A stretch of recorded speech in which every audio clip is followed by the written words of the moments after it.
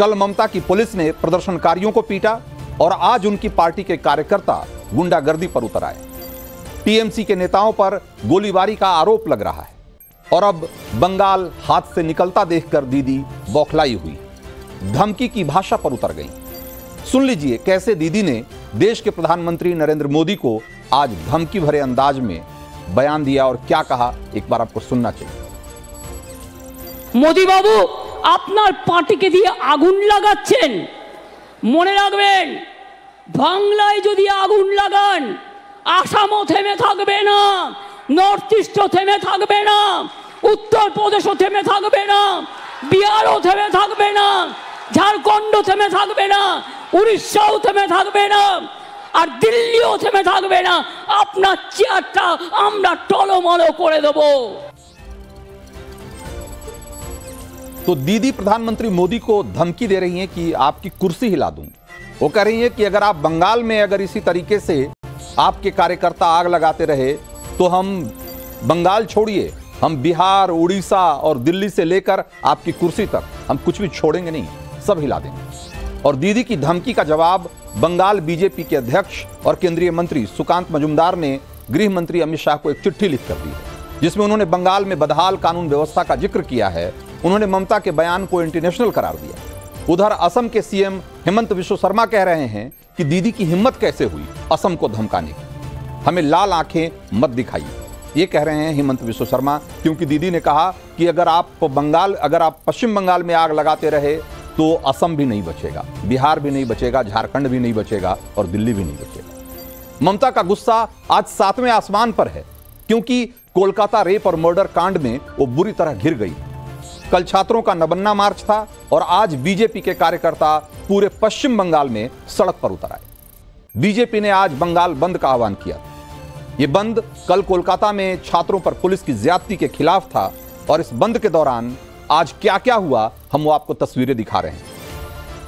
यह video car के अंदर से शूट किया गया है और अब साफ साफ देख सकते हैं कि कैसे कार के सामने से एक शख्स हाथ में बंदूक लेकर कार पर फायरिंग करता है और कार के अंदर से जो चीखने की आवाज आती है आप सुन सकते हैं। अंदर बैठे लोग झुक जाते हैं, वरना आज उनको ऐसा देखकर लगता है कि उन्हें निश्चित रूप से गोली लग जाती है। अंदर बीजेपी के कार्यकर्ता थे और बाहर जो फायरिंग कर रहे लोग थे वो लोग कौन थे, सवाल ये है।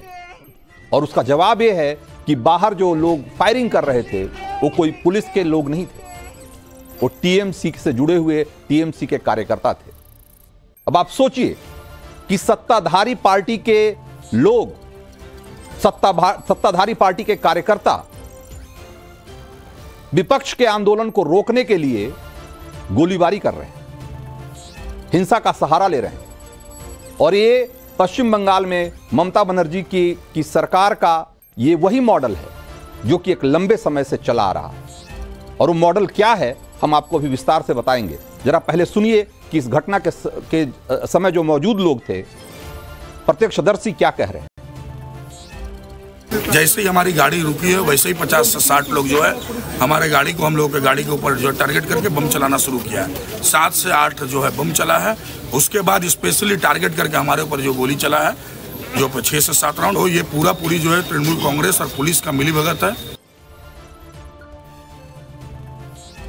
तो आज बीजेपी के प्रदर्शन को रोकने के लिए या उनको डराने धमकाने के लिए टीएमसी के कार्यकर्ताओं ने गोली चलाई। लेकिन क्या यह पहली घटना थी? अगर आप गौर से देखेंगे तो पश्चिम बंगाल में इस तरह की राजनीतिक हिंसा का एक सिलसिला है और जिसमें कि सत्ताधारी पार्टी के लोग शामिल होते हैं हमेशा। और यह आज आपने देखा कि कल नबन्ना मार्च को दबाने के लिए कल पुलिस ने पूरी ताकत लगा दी थी। आज जब बीजेपी सड़क पर उतर आई तो उसको रोकने के लिए पुलिस के साथ साथ टीएमसी के गुंडे भी उतर आए। इसे कहते हैं सरकारी गुंडागर्दी।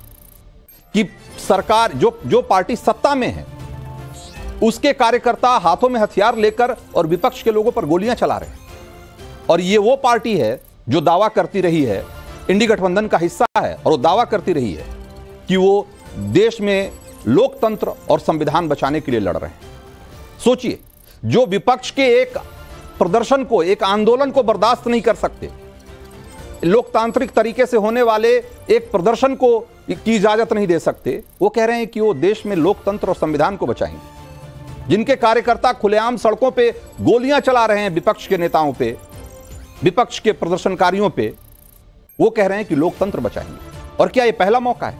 अभी थोड़े दिन पहले ही पुरानी बात, 15 और 16 अगस्त की रात में क्या हुआ है सबको पता है कि जब रेप और मर्डर के मामले में इंसाफ की लड़ाई लड़ रहे जो छात्र हैं, उनके आंदोलन को दबाने में नाकाम हो गई पुलिस, ममता की सरकार नाकाम हो गई, तो वहां भी गुंडे भेजे गए। और 15 और 16 अगस्त की रात में किस तरीके से आरजी कर अस्पताल में क्या क्या हुआ, वो घटनाएं और वो तस्वीरें अभी भी आप लोगों के, दर्शकों के जेहन में जिंदा हो। और वो भी सरकारी पार्टी, यानी कि जो सत्ताधारी पार्टी है, उसी पार्टी के कार्यकर्ता बताए जा रहे हैं। यानी कि जब सत्ताधारी पार्टी के लोग या सत्ताधारी पार्टी विपक्ष के या जनता के आंदोलन को दबाने में या रोकने में, कुचलने में नाकाम हो जाती है, वो गुंडागर्दी पे उतारू हो जाती है। और वो दिन भी याद होगा जब संदेशखाली में शाहजहां के सारे गुनाहों को छिपाने के लिए बंगाल पुलिस ने पूरी ताकत लगा दी थी। फिर जब सेंट्रल एजेंसियों ने कमान संभाली तो ममता के टीएमसी के कार्यकर्ताओं ने मैदान में उतर करके और टीएमसी के कार्यकर्ताओं ने ईडी के अधिकारियों पर हमला बोल दिया था। कोलकाता केस में भी वही हुआ। और उसके पहले आपको पता होगा कि जब घोटाला हुआ, शारदा घोटाला, और उसके बाद जो तमाम घोटाले सामने आए, उसमें सीबीआई के अधिकारियों के साथ भी यही हुआ था।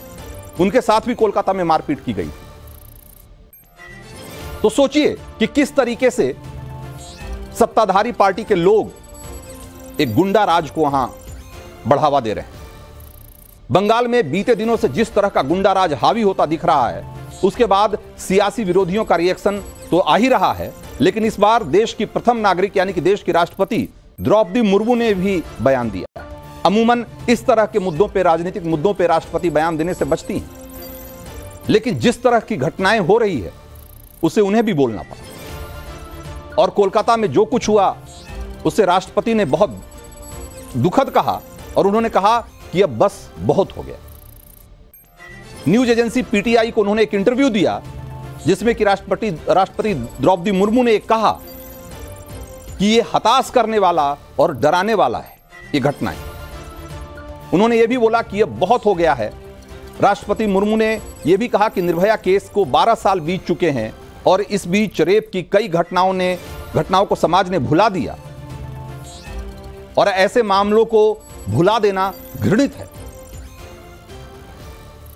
उन्होंने कहा कि अभी निष्पक्ष और ईमानदार और आत्मनिरीक्षण की जरूरत है ऐसी घटनाओं को लेकर, और समाज को खुद से सवाल पूछने चाहिए। तो इस तरह की बात अगर राष्ट्रपति कह रही हैं तो आप सोचिए कि इस देश का आम जनमानस क्या सोच रहा हो।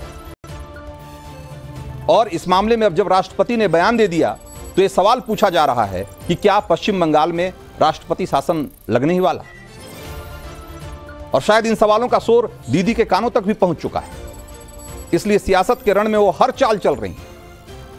मोदी को धमकी देने के साथ साथ दीदी ने एक नया दांव चला है। वो रेप से जुड़े मामलों के लिए एक नया और सख्त कानून बनाने की तैयारी कर रही हैं और कह रही हैं कि मैं ये कानून विधानसभा में पास करके भेजूंगी और गवर्नर इसे तुरंत लागू कराएं, इसे मंजूरी दें। सोचिए कि किस तरीके से जिसकी सरकार है, जिस पार्टी की, वो विपक्ष की तरफ व्यवहार कर रहा है। आज कानून व्यवस्था को लेकर बंगाल सरकार निशाने पे है तो सीएम ममता बनर्जी सरकार और विपक्ष दोनों की भूमिका में दिखने को बेताब है। और उसके लिए वो क्या क्या कर रही हैं आपने देखा होगा। आपने देखा होगा कि किस तरीके से जिस पार्टी की सरकार है वही धरना देने उतर जा रहा है, जिस पार्टी की सरकार है वही प्रदर्शन के लिए सड़कों पर उतर जा रहा है। जिसके ऊपर जिम्मेदारी है इंसाफ कराने की, इंसाफ देने की, वो विपक्ष की भूमिका में दिखाई देता है। और उसी तरीके से कोलकाता रेप मर्डर केस में घिरने के बाद ममता बनर्जी पीएम मोदी को चिट्ठी लिख रही है। और उस चिट्ठी में क्या लिखा उन्होंने? उस चिट्ठी में दीदी ने कहा कि बलात्कारियों को सजा देने के लिए कड़े केंद्रीय कानून की जरूरत है।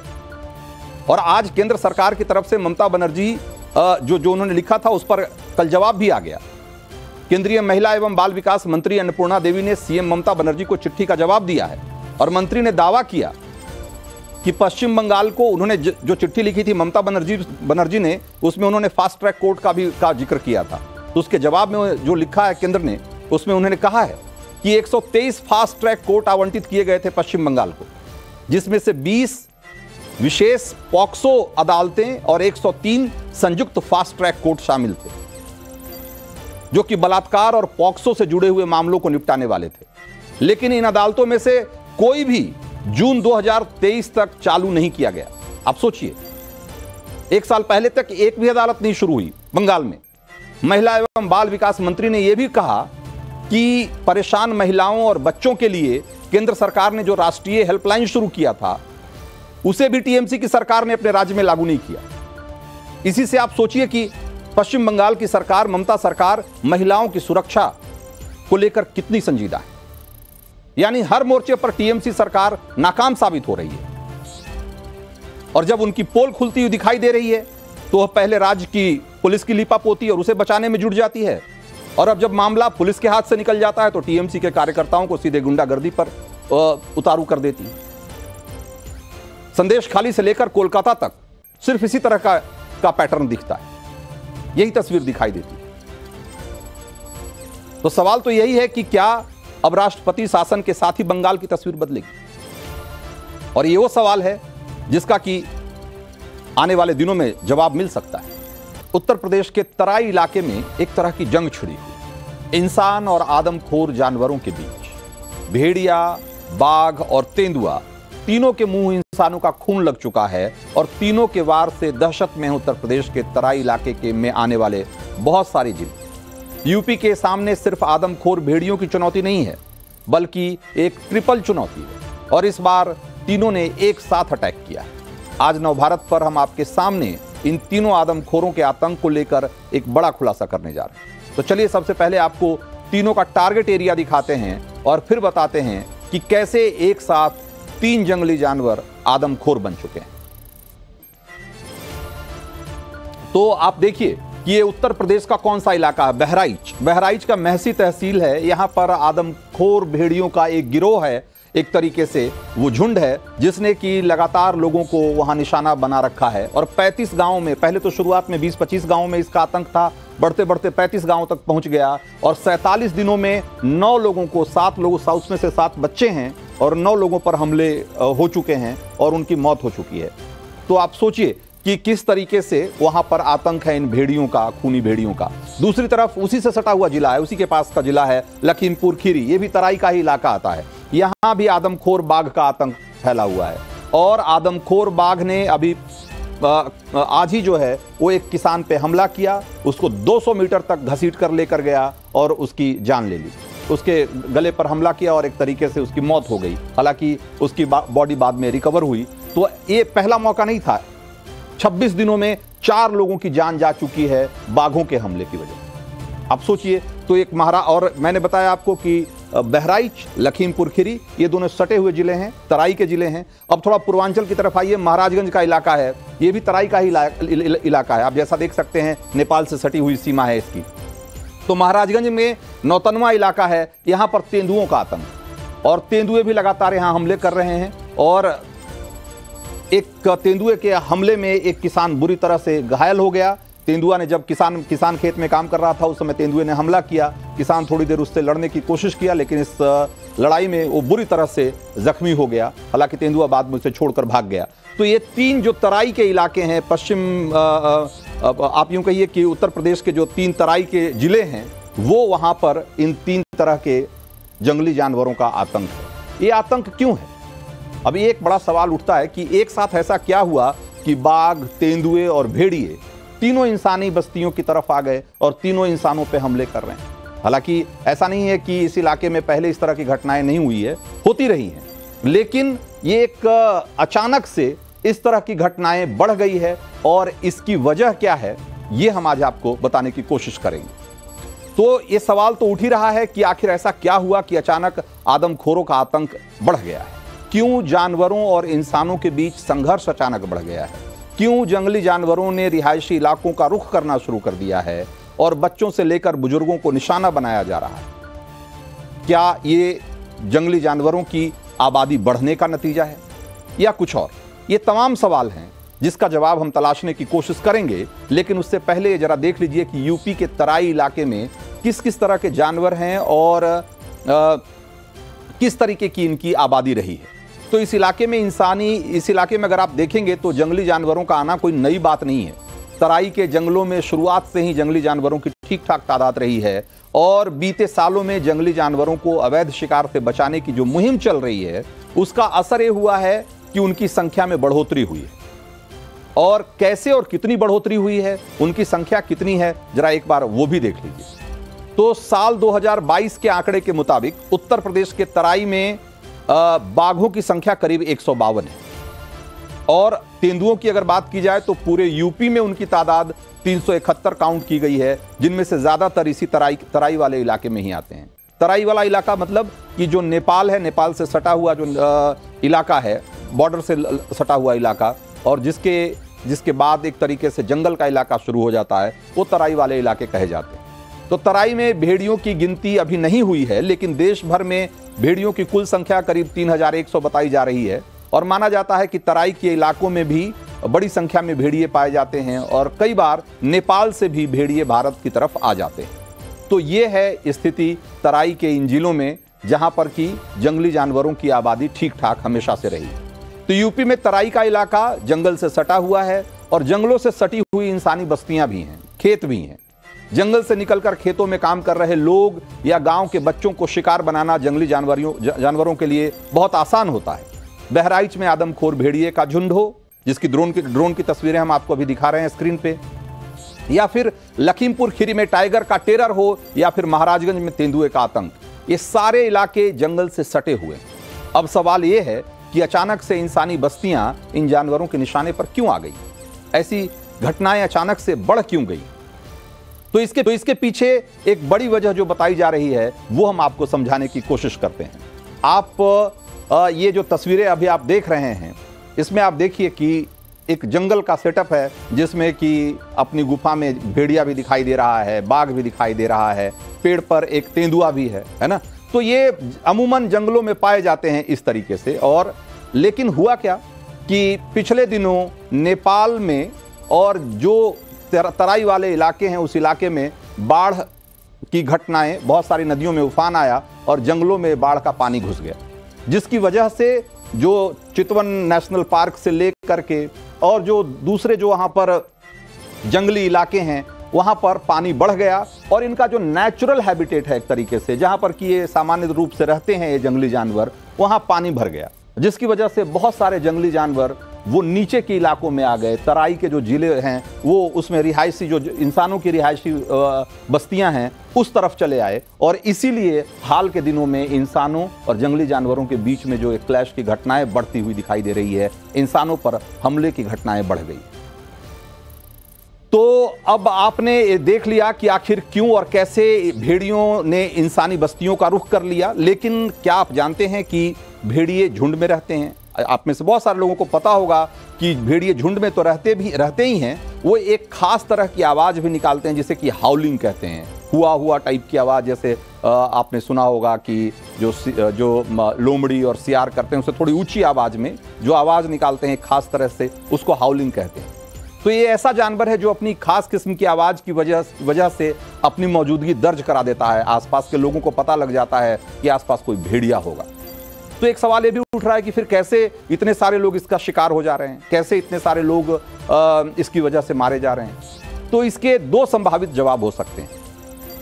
पहला तो ये कि बहराइच में जितने लोग मरे हैं उसमें से ज्यादातर बच्चे हैं और इन भेड़ियों का ये बच्चे सॉफ्ट टारगेट हैं। भेड़िए जो बच्चे हैं वो नहीं समझ पाते भेड़ियों के आसपास की मौजूदगी, उनकी को नहीं भाप पाते हैं और उनका शिकार हो जाते हैं। और दूसरी वजह यह है कि भेड़ियों के व्यवहार में भी बदलाव आया है और इस बदलाव के बारे में जो आप जानेंगे तो थोड़ी आपको हैरानी होगी। हाल ही में पुणे के भारतीय विद्यापीठ यूनिवर्सिटी की एक टीम ने भेड़ियों पर एक स्टडी की है जिसमें जानकारी सामने आई कि रिहायशी इलाकों के आसपास रहने वाले भेड़ियों ने एक सुर में जो हाउलिंग करते हैं वो मिलकर वो करना कम कर दिया है। मतलब जो आवाज अपनी खास तरह की आवाज निकालते हैं भेड़िए, वो उस तरह की आवाज आजकल नहीं निकालते। भेड़ियों ने खुद को इंसानी बस्तियों के आसपास रहने के लिए अडॉप्ट कर लिया है ताकि वो आसानी से शिकार कर सके। अब वो मिलकर हाउलिंग करने की बजाय घात लगाकर शातिर शिकारी की तरह शिकार कर रहे हैं। और तो और इस स्टडी में यह भी जानकारी सामने आई है कि जहां से भेड़िए अपने से ज्यादा ताकतवर हिंसक जानवरों के साथ रहते हैं, वहां भेड़िया लगातार झुंड में रहना सीख गए हैं और ऐसे इलाकों में भेड़िए अकेले नहीं निकलते, वो अपनी खोज से बाहर नहीं निकलते अकेले।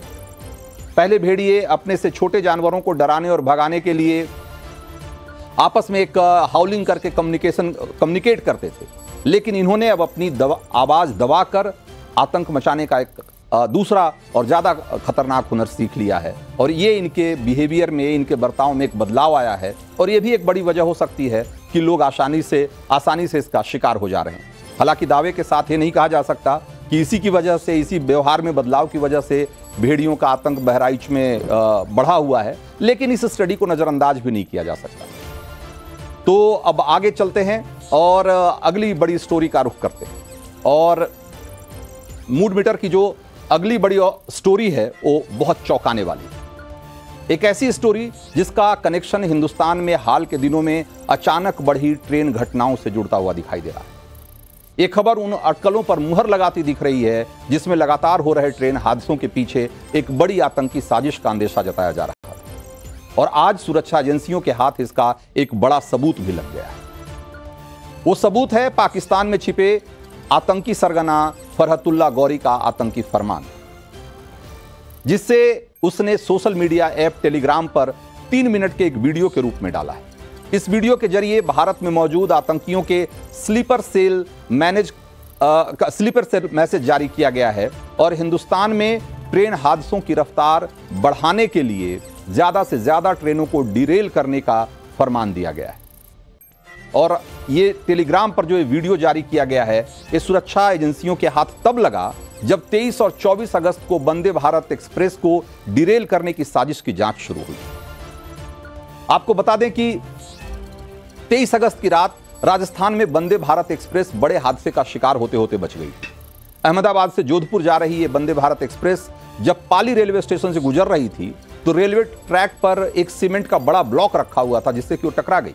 गनीमत ये थी कि इस टक्कर के बाद ट्रेन डिरेल नहीं हुई, क्योंकि सीमेंट ट्रेन से जो ट्रेन के आगे जो लोहे का गार्ड लगा हुआ होता है उससे टकराया वो ब्लॉक और ट्रेन डिरेल होने से बच गई। ये गार्ड अमूमन मवेशियों को इंजन के नीचे फंसने से रोकने के लिए लगाया जाता है और उसकी वजह से एक बड़ा हादसा टल गया।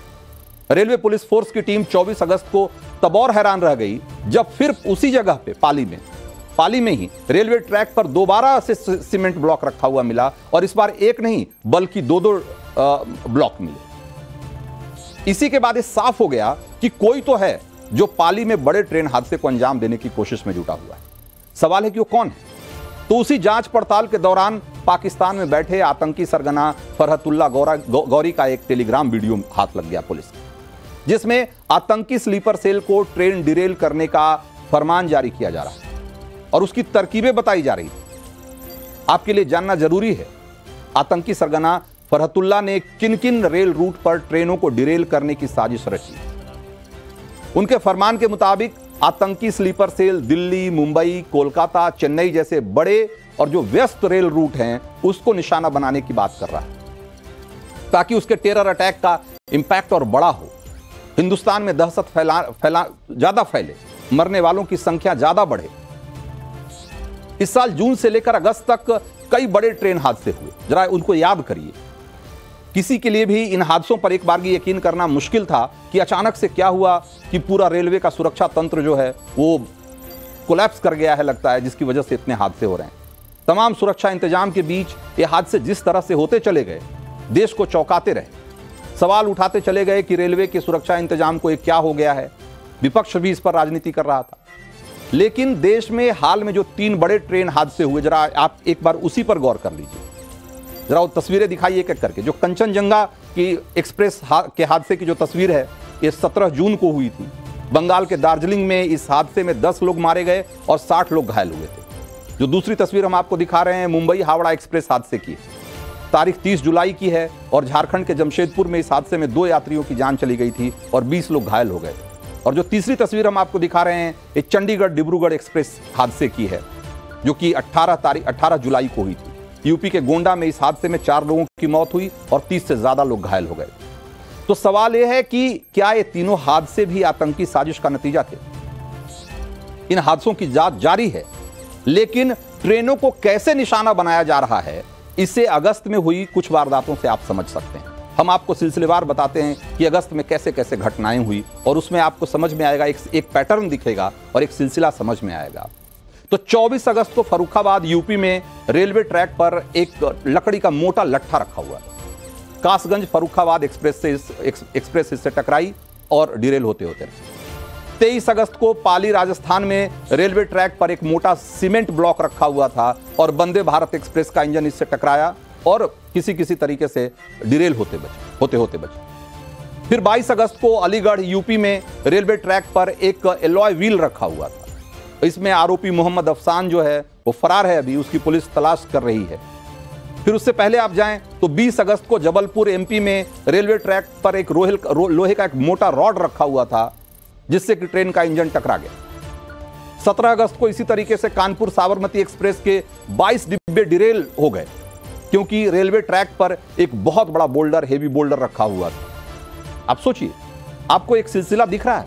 उसी ढंग से 1 अगस्त को प्रयागराज रेलवे स्टेशन पर सिलेंडर रखने का वीडियो वायरल हो गया था जिसमें कि यूट्यूबर गुलजार शेख गिरफ्तार किया गया था। वो इस तरीके से अलग अलग चीजें रेलवे ट्रैक पर रख के और उसका वीडियो बना करके उसे अपलोड करता था। अब आपको एक लग रहा होगा कि एक सिलसिला है, एक पैटर्न है इसमें। एक खास तरीके से लोग ट्रेनों को डिरेल करने की कोशिश में जुटे हुए और जब पाकिस्तानी आतंकी सरगना फरहतुल्लाह का वीडियो सामने आ चुका है तो इन वारदातों के पीछे आतंकी साजिश की पड़ताल बहुत जरूरी हो गई। केंद्रीय मंत्री अश्विनी वैष्णव भी इशारों में कह रहे हैं कि कुछ तो है। सुनिए एक बार। बहुत ही सेंसिटिव मुद्दा है। देखो, ईच एंड एवरी इंसिडेंट हम लोग डिटेल्ड इंक्वायरी कर रहे हैं और कई इंसिडेंट्स में बहुत ही एक वेरी डिस्टर्बिंग ट्रेंड सा दिख रहा है जिसको सीरियसली लेना चाहिए।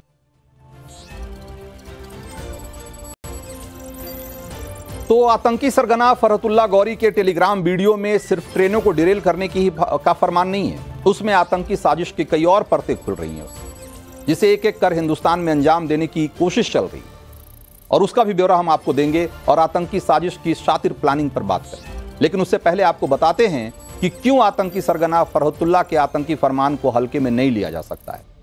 क्योंकि उसका टेलीग्राम वीडियो हाथ लगते ही खुफिया एजेंसी चौकन्ना हो गई है और उसकी बड़ी वजह यह है कि फरहतुल्लाह गौरी के निशाने पर आतंकी हमलों का एक पुराना रिकॉर्ड है, एक लंबा सिलसिला है। गुजरात में साल 2002 में अक्षरधाम पे जो आतंकी हमला हुआ था उसमें भी इसी आदमी का हाथ था, इसी आतंकी का हाथ था, जिसमें कि 30 बेगुनाह मारे गए थे और 80 से ज्यादा लोग घायल हुए थे। इसी तरीके से साल 2005 में उसने हैदराबाद में टास्क फोर्स ऑफिस पर भी फिदाइन हमला करवाया था और हाल ही में कर्नाटक के रामेश्वरम कैफे में जो ब्लास्ट हुआ उसके तार भी फरहतुल्लाह गौरी से जुड़े थे। तो शुरुआती जांच में पता चल रहा है यही कि ये 3-4 बड़ी घटनाओं का यही मास्टरमाइंड है और इसीलिए जब ये नया वीडियो आया है तो सारी सुरक्षा एजेंसियों के कान खड़े हो गए।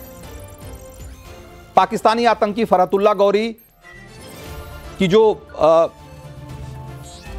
हमने आपको अभी आपको हम तस्वीरें दिखा रहे हैं उसको अगर आप देखेंगे तो आप समझ जाएंगे कि ये जो आदमी है वो कितना खतरनाक है। इसी साल 3 आतंकियों के पुणे आईएस मॉड्यूल का भांडाफोड़ भी हुआ था और इसमें 3 आतंकियों की गिरफ्तारी दिल्ली से हुई थी और कहा जा रहा था कि इसका भी हैंडलर यही फरहतुल्लाह था।